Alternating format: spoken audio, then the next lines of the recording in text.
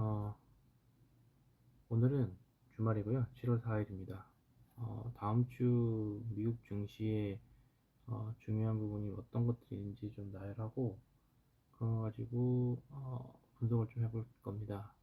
기사는 매주 금요일쯤에 그 시킹 알파라는 사이트에서 그 다음 주에 어떤 중요 항목들이 있는지를 이렇게 펼쳐주거든요.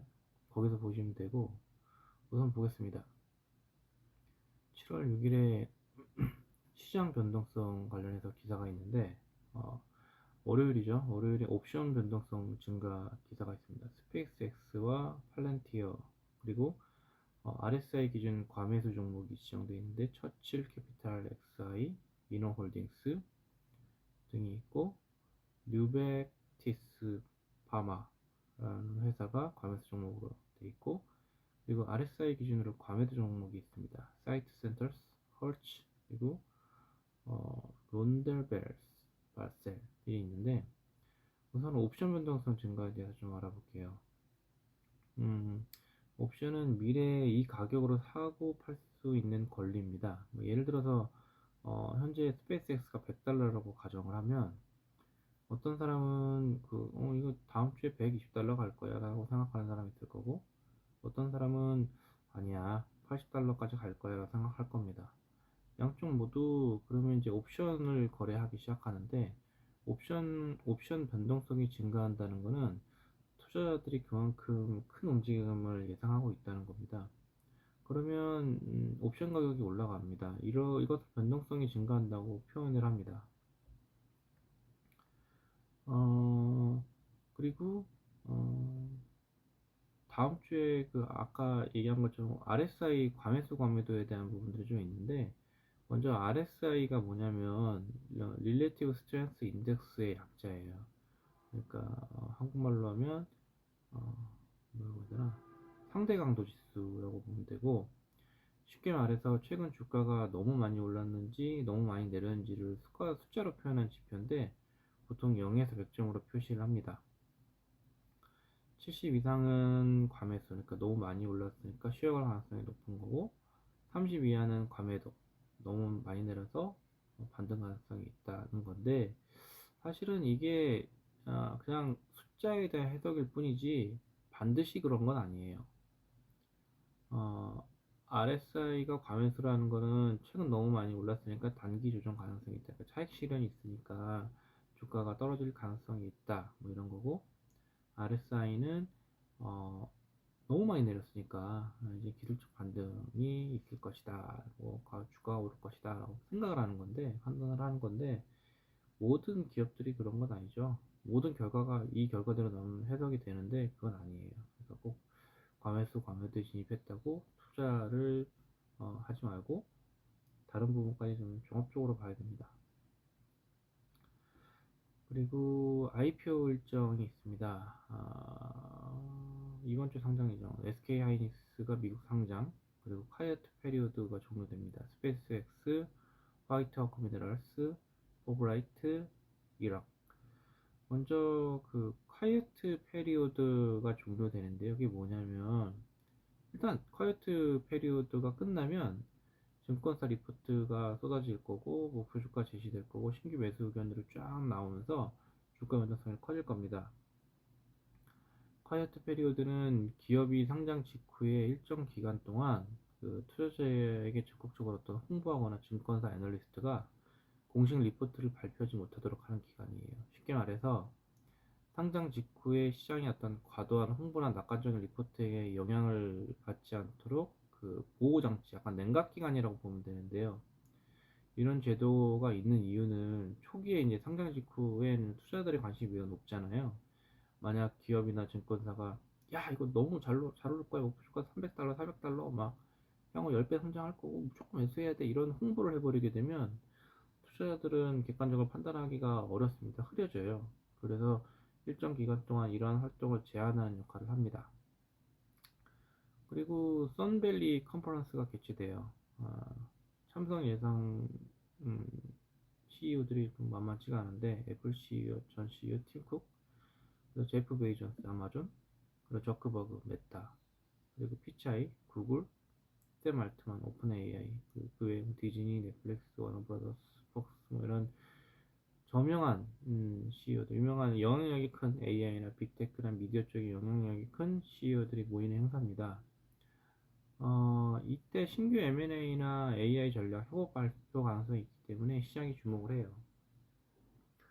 썬밸리 컨퍼런스는 전 세계에서 가장 영향력 있는 빅테크 미디어 투자업계 CEO들이 비공개로 모여서 신규 사업이나 아니면 M&A를 논의하는 어떤 최고급 초청 행사고요.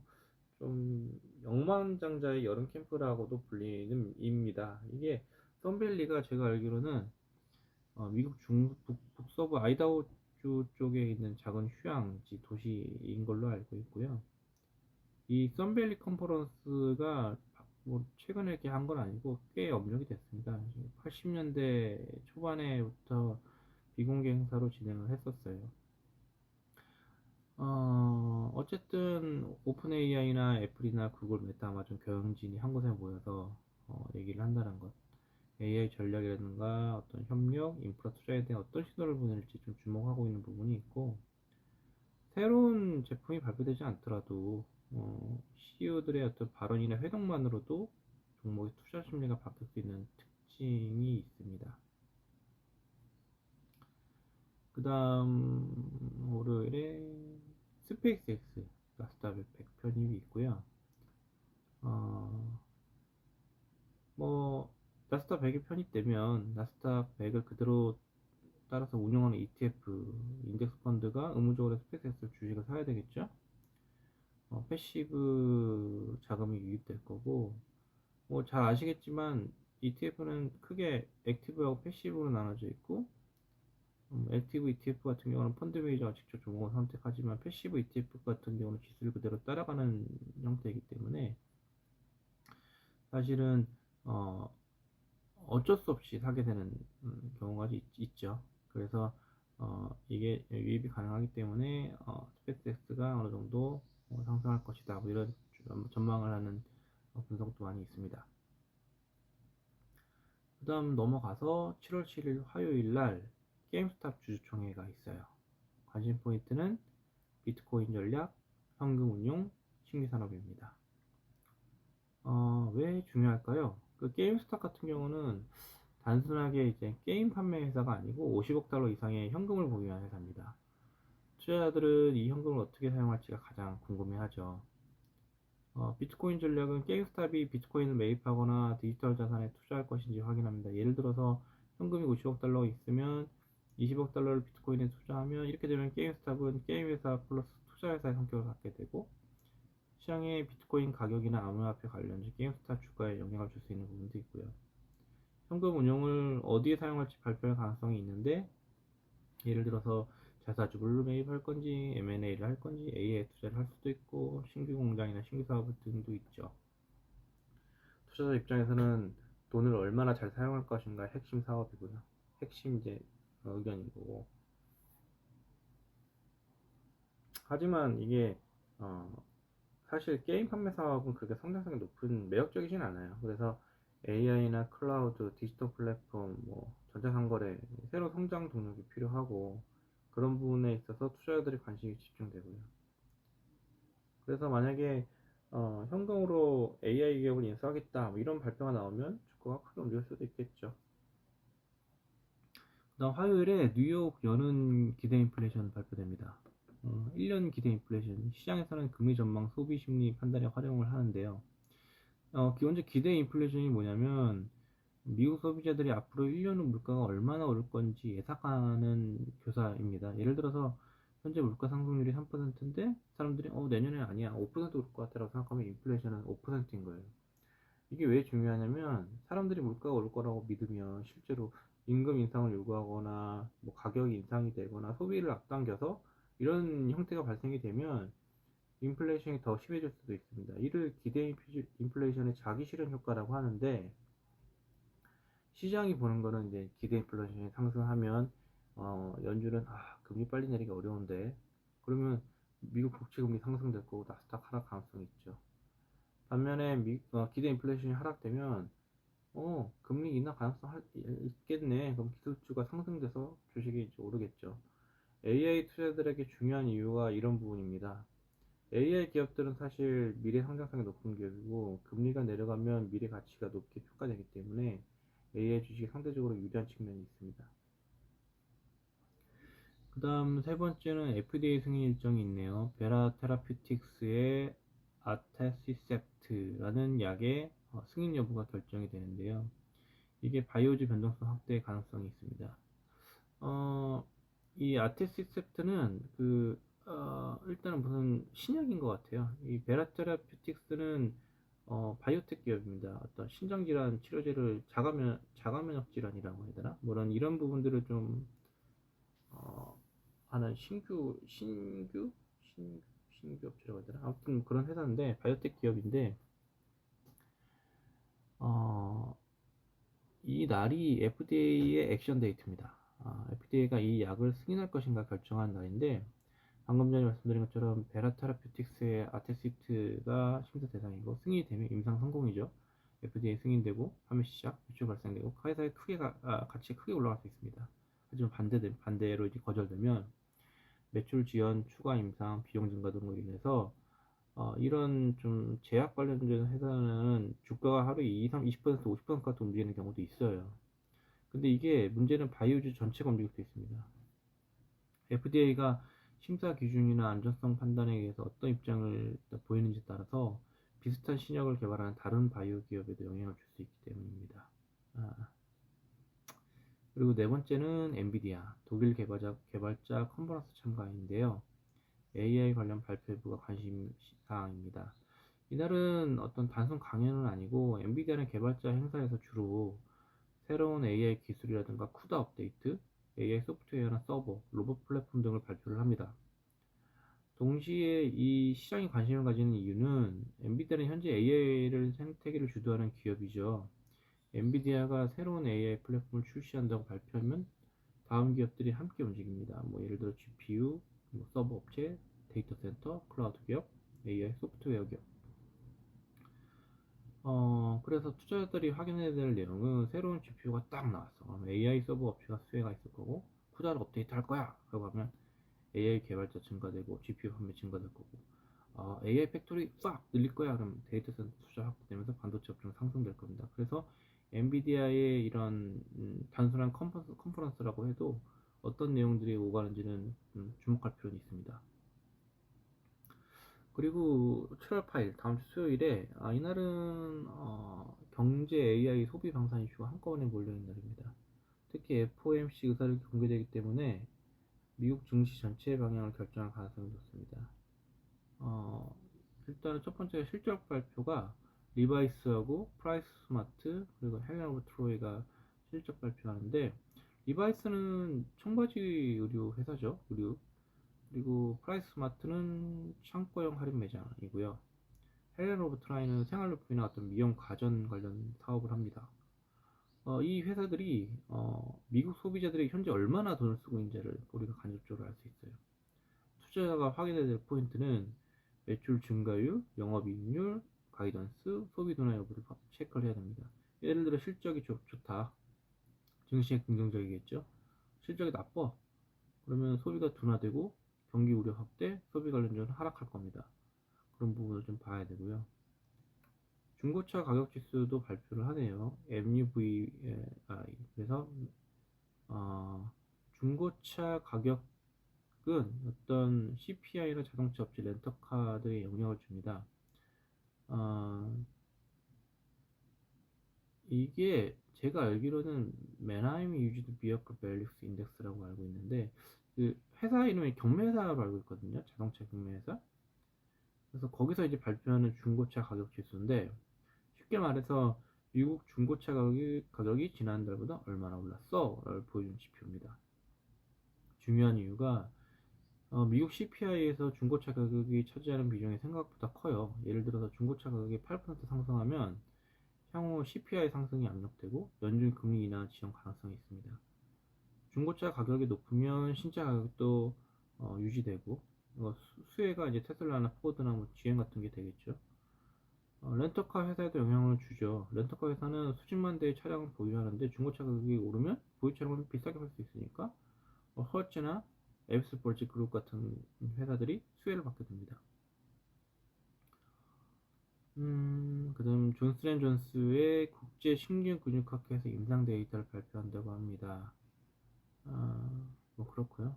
그다음에 에어로바이오먼트 투자의 날인데 경영진이 관심 분야는 드론 방산 경영진이 발표합니다. 인베스트데이가 실적 발표가 아니라 향후의 성장 전략이나 신제품 투자 계획을 설명하는 행사죠. 왜 중요하냐면 우크라이나 현재 중동 전쟁 이후에 드론 시장이 급성장하고 있고 투자가 확인해야 될 부분들은 국방 계약의 증가 현황이라든가 AI 드론, 자율비, 국방부 수준망에 대한 지속적인 체크가 필요합니다. 그 다음에 다섯 번째는 레이즈 서밋 AI 파리에서 진행을 하고 참가 기업이 구글, AMD, 브로드컴, 오픈AI, 엔트로픽, 골드만삭스입니다. AI 관련 신규 기술 및 전략 발표가 나왔습니다. 왜 중요하냐? AI 산업은 반도체, 클라우드, 모델, 기업 서비스, 금융까지 연결되죠. 이 행사에서 AI 투자 확대, AI 에이전트, 인프라, 데이터 센터 관련 발표가 나오면 AI 관련주가 크게 움직일 겁니다. 그래서 이 부분 역시 지속적으로 체크를 해야 됩니다. 그 다음 당일 오후 2시에 FOMC 의사록이 공개됩니다. 가장 중요한 이벤트입니다. 확인 포인트는 7월 금리 인하 가능성, 의원들의 경기 판단, 그리고 인플레이션 우려, 시장 변동성에 대한 확대될 가능성이 있기 때문이에요. 먼저 FOMC 의사록이 뭔지는 뭐 아시겠지만 금리 발표 후에 위원들이 무슨 이야기를 했는지 공개를 해요. 예를 들어 A라는 위원이 물가 아직 높아 금리 인하 반대, B라는 위원이 고용은 약해질 거야 금리 인하 필요하다 이런 얘기가 오고 가는 거를 공개하는 거예요. 투자자가 확인해야 될 부분들은 방금 말씀드린 것처럼 금리 인하 시기가 언제인가, 인플레이션은 문제가 있는가, 경기는 어떤가, 침체 가능성이 있는가 이런 부분들을 체크를 하고요.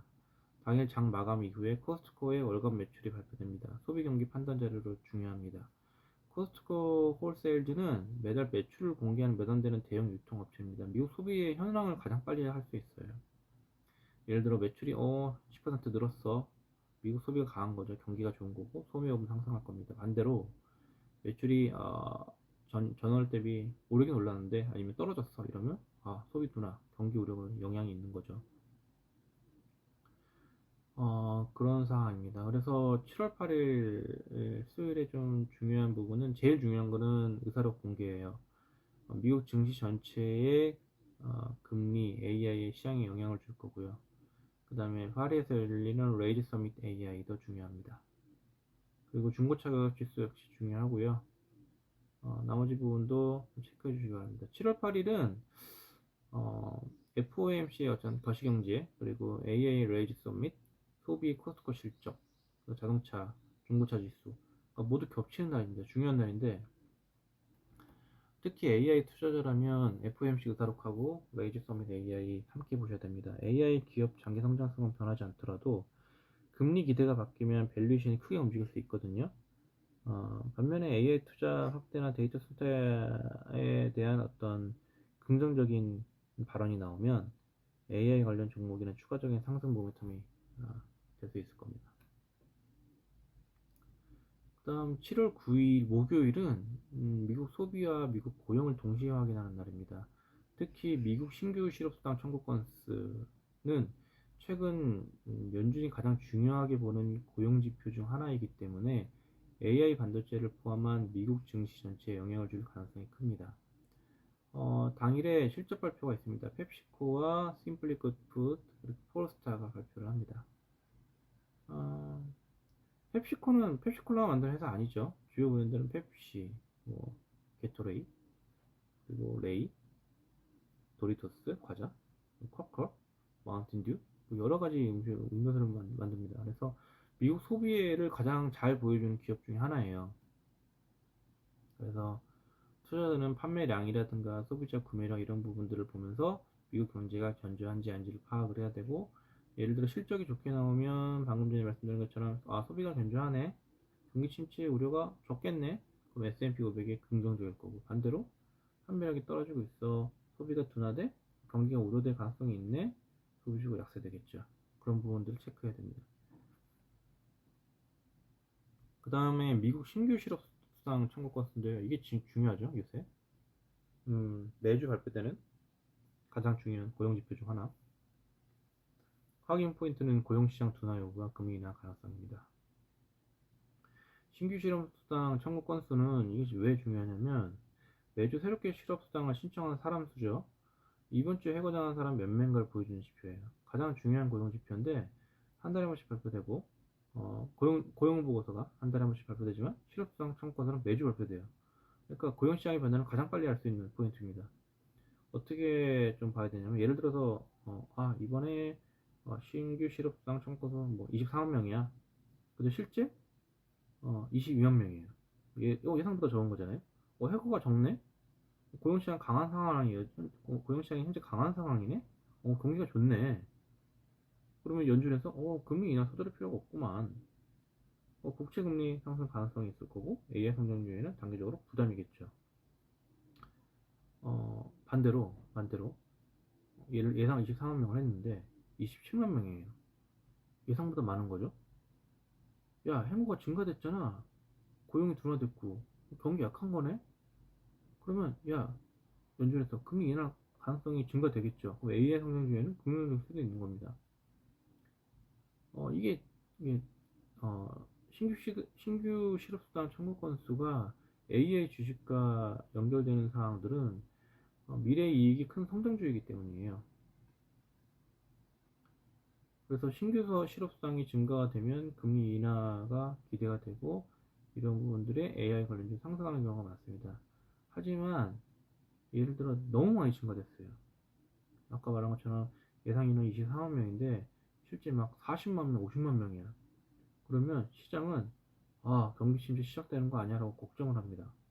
그러면 주식시장 전체가 하락할 수도 있어요. 즉 적당한 고용 둔화는 금리 인하 기대를 높여서 긍정적일 수 있는데 급격한 고용 악화는 경기 침체 우려를 키워서 오히려 증시에 부정적일 수 있습니다. 연준이 가장 원하는 베스트 모습은 고용이 조금만 둔화되고 인플레이션 하락입니다. 이걸 소프트 랜딩이라고 합니다. 그래서 7월 9일에 다음 주 목요일에 핵심 시사점은 크게 두 가지일 것 같은데 첫 번째는 미국 소비자는 여전히 돈을 쓰고 있어? 예요. 그래서 펩시코나 심플리코드 푸드의 실적이 힌트를 제공할 거고 두 번째는 미국 기업들은 사람을 계속 고용하고 있어? 입니다. 신규 실업수당 청구 건수가 이를 빠르게 보여줄 거예요. 이 두 가지를 함께 보면서 미국 경제가 경기 둔화 속 안정으로 가는지 아니면 소비와 고용이 동시에 약해지는 경기 침체 위험을 만들어 보는지 판단할 수 있습니다.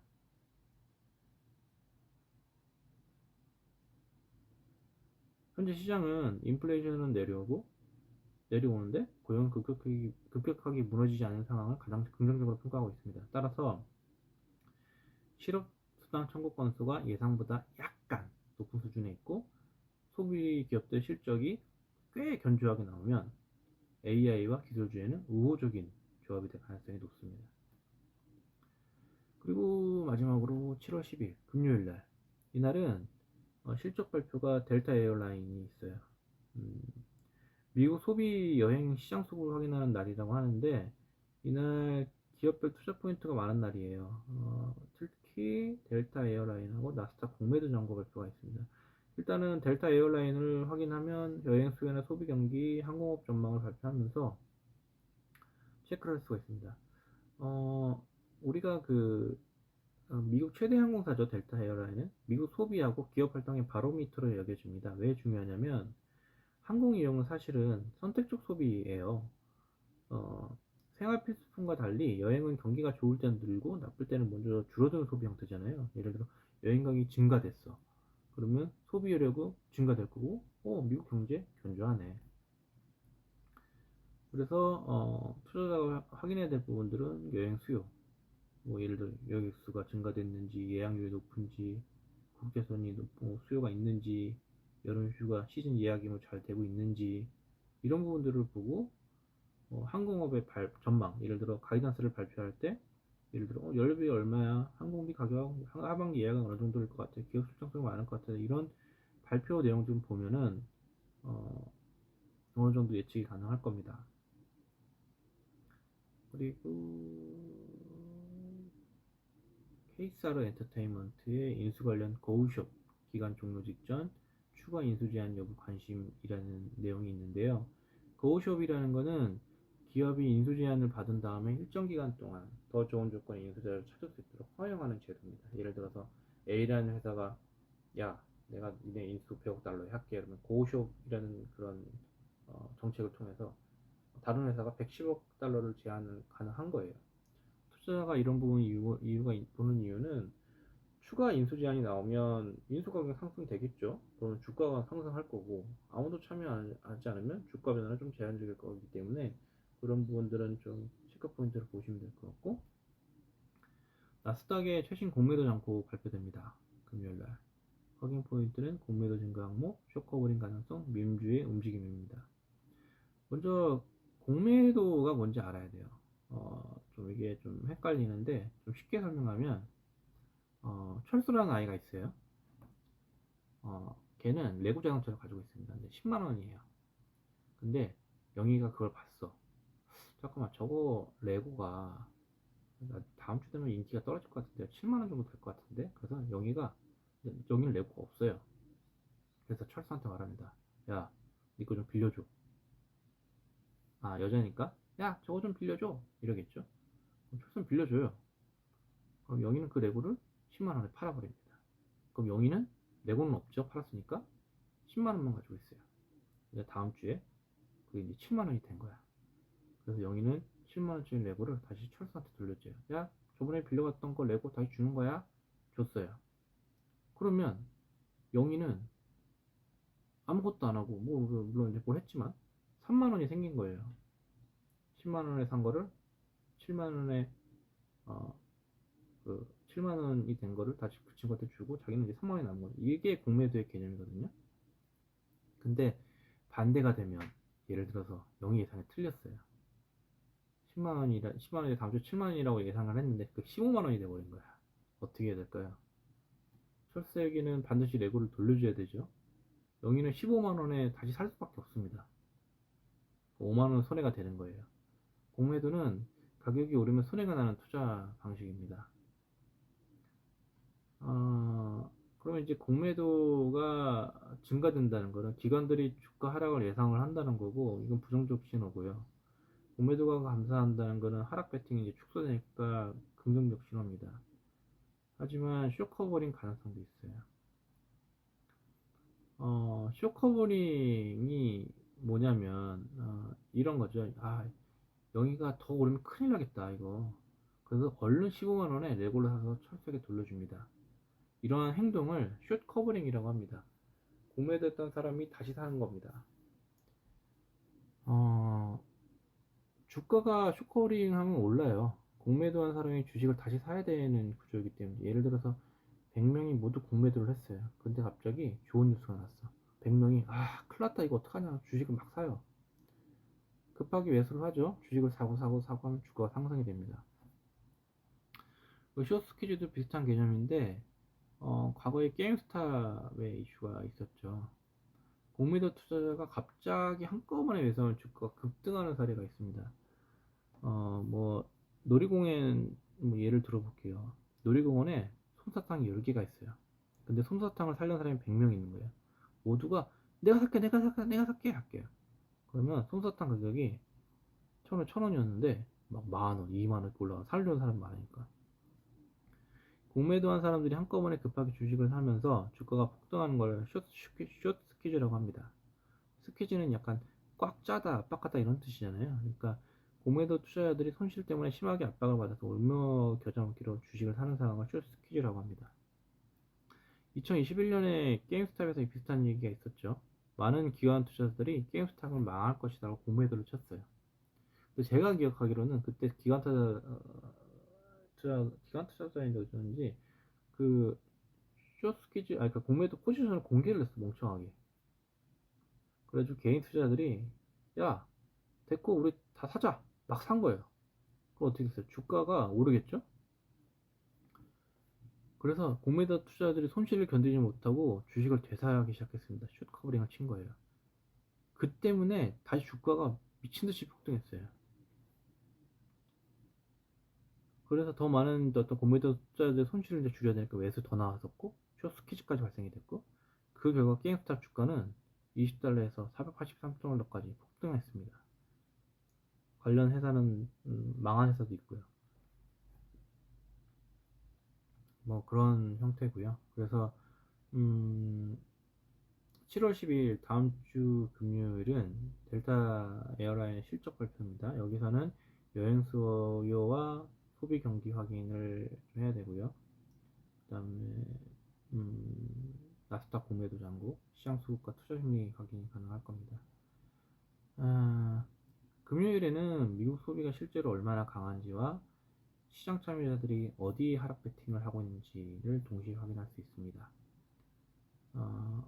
AI 투자를 하는 분이라면 AI 관련 종목의 공매도 잔고 변화를 주목할 필요가 있고, 실적이 양호하고 공매도 비중이 높은 종목은 예상보다 좋은 뉴스가 나올 경우에 숏 커버링에 따른 단기 급등이 나타날 가능성도 있습니다. 하지만 실제 기대에 못 미치면 공매도 증가로 주가 하락이 가속화될 수 있습니다. 이렇습니다. 예, 전체적으로 다음 주에 있을 월요일부터 금요일까지 주요 어떤 내용, 발표 내용, 예상, 상황에 대한 부분들이 정리가 좀 됐고요.